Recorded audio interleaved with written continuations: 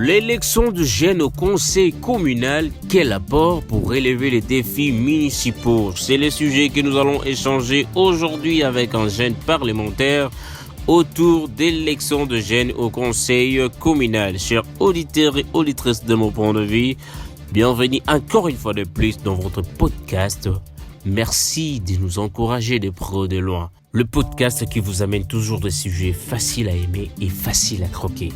Comme je l'ai dit au départ, aujourd'hui nous parlerons de l'élection de jeunes au conseil communal.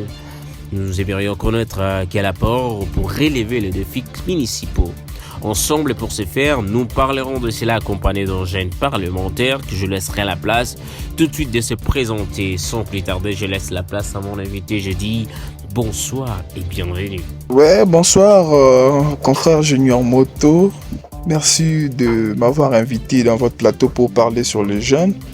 Je suis Dieu merci Moké, le journaliste et puis parlementaire des jeunes. Donc, je suis là que pour défendre les problèmes liés aux jeunes.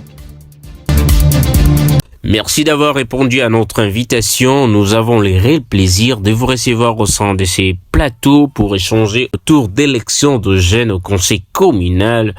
Nous aimerions connaître quel apport qu'ils peuvent apporter pour relever les défis municipaux. Et pour ce faire, nous avons prévu 4 petites questions auxquelles vous donnerez vos points de vue.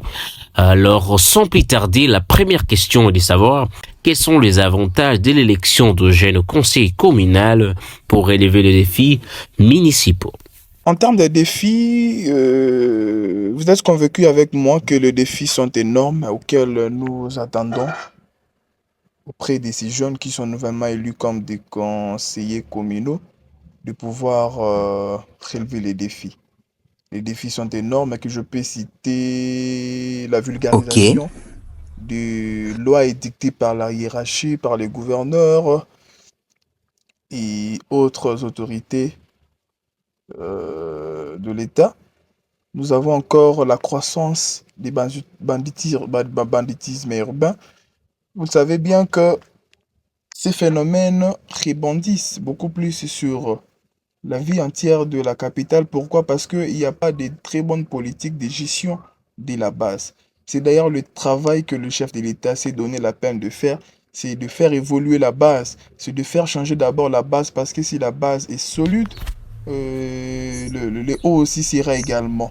Raison pour laquelle nous attendons à ces jeunes de pouvoir donner le meilleur d'eux-mêmes, de prouver à la face du monde comment ils sont capables de pouvoir booster les municipalités. Donc en termes de défis, il y en a énormes que je viens de citer. La croissance du nombre du banditisme urbain.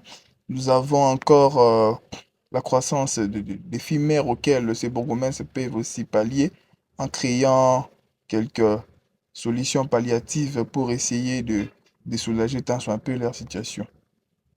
Une très très belle intervention de votre côté. J'ai entendu, vous avez soulevé un des points de banditisme ainsi que de fumeurs, un sujet auquel non seulement le conseil communal peuvent s'impliquer dans cela, mais cela implique même les gouverneurs de la ville.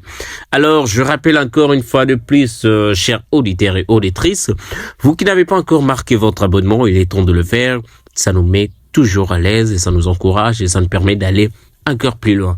Votre like, votre partage et vos commentaires nous fera énormément de bien.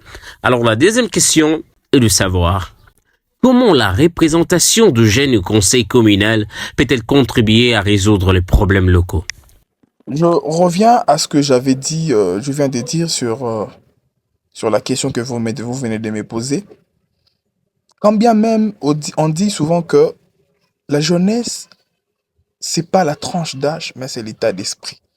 Mais moi, je vais vous dire et vous affirmer que, en ce qui concerne la gestion, la jeunesse, comme étant la tranche d'âge, compte aussi. Pourquoi je vous dis ça? Ces jeunes sont appelés à travailler dans les municipalités. Imagine, à leur place, vous mettez des personnes de troisième âge. Imagine, à leur place, vous mettez des personnes qui ont étudié en 1970, 1980. À l'allure où les choses évoluent.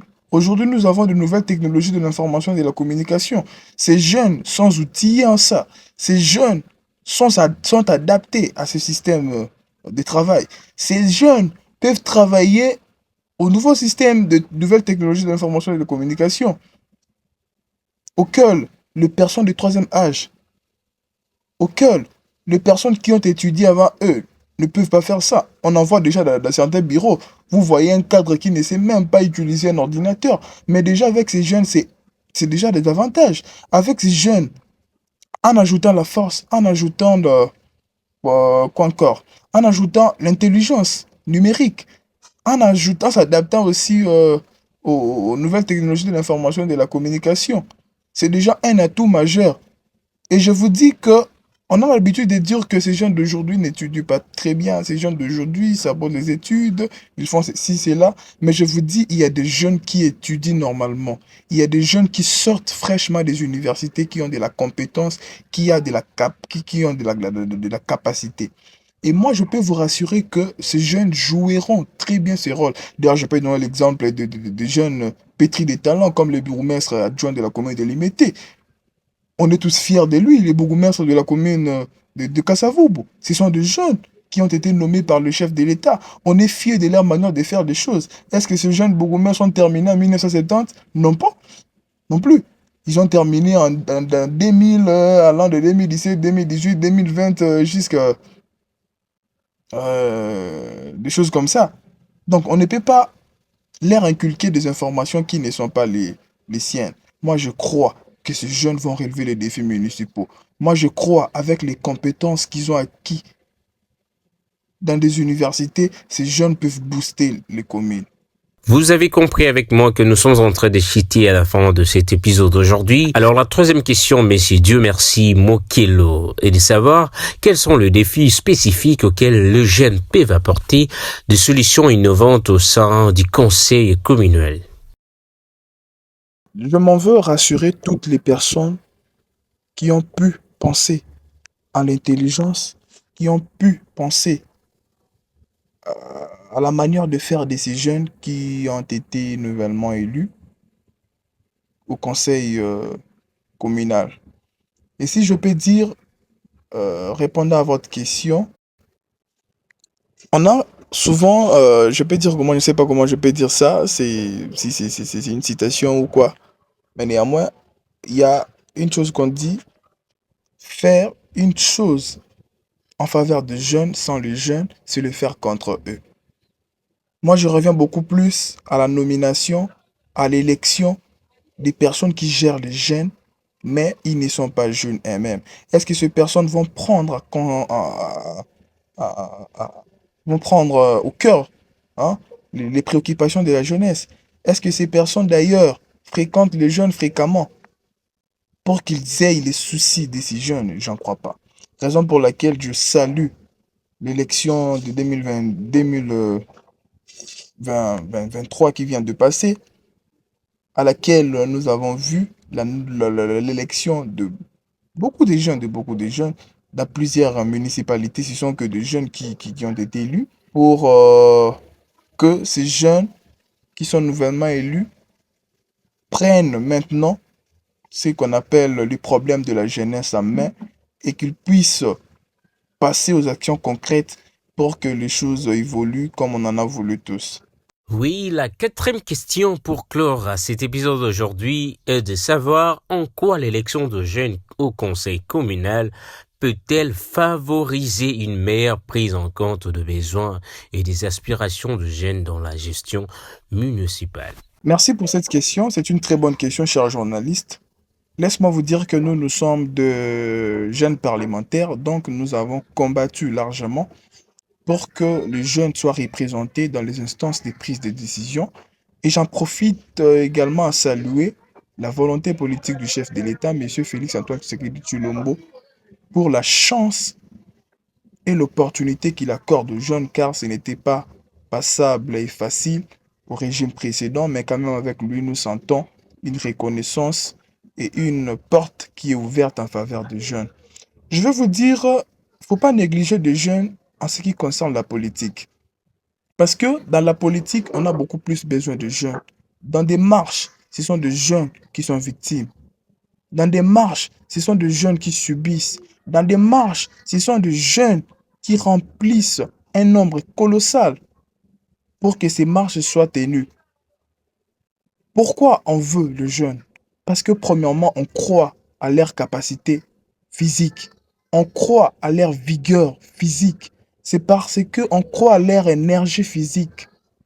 On ne peut pas appeler une personne de troisième âge pour faire un marche de Sainte Thérèse à l'imiter.